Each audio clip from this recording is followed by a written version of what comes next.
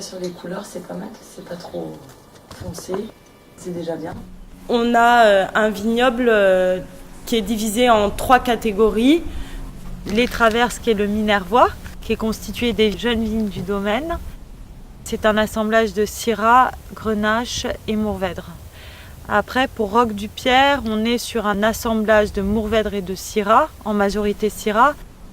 Enfin vient notre cuvée Roque sous Adoux, qui est un assemblage de Carignan et de Grenache sur argilo-calcaire. Ce sont des très vieilles vignes déjà, donc comme celle-ci, ça c'est un Carignan qui a 70 ans. Et c'est une plantation traditionnelle, avec des densités traditionnelles pour le Languedoc.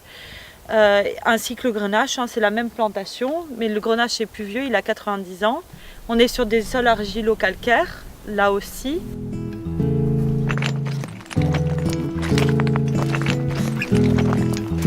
Donc là, on est pour la Syrah des grès, donc c'est une Syrah qui a environ 40 ans sur des grès.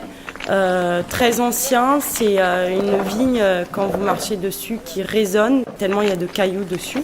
C'est très particulier et c'est pourtant une vigne qui est productrice et assez fertile aussi.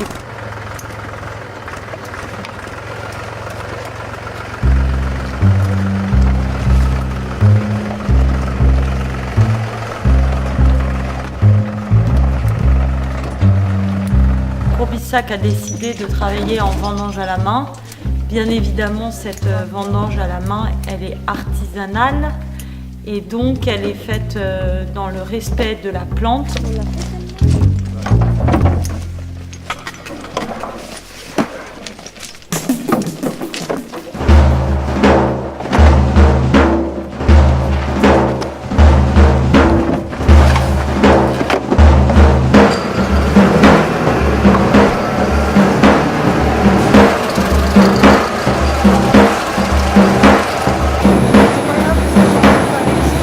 Pour les top cuvées, donc premier cru, grand cru, on a repassé au tri.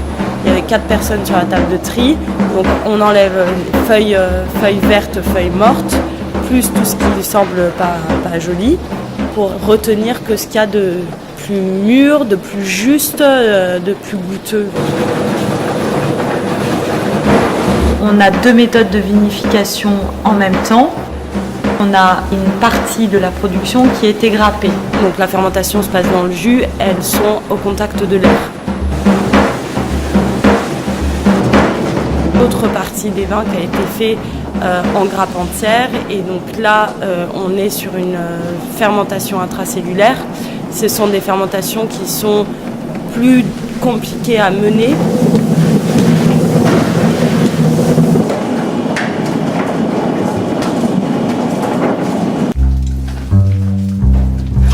En grappe entière, on est en fermentation en anaérobie, c'est-à-dire sans air. Et donc il faut chasser l'air, créer un peu de jus pour que la fermentation parte en bas parce qu'on est sur des températures un peu froides là. Le choix de garder la vendange entière ou de les grapper, ça se fait sur des questions de maturité et puis sur des raisons de spontanéité de fermentation.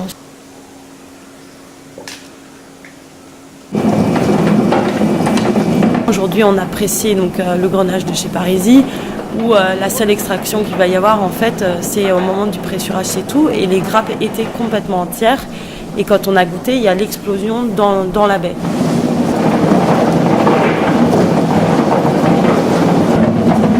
C'est que ça, par exemple, c'est pas du tout écrasé. Donc du coup, quand vous prenez un grain et que vous goûtez, la fermentation, elle s'est faite à l'intérieur de la baie. Donc il n'y a eu aucune extraction ni violente ni quoi que ce soit. C'est le respect le plus absolu du fruit.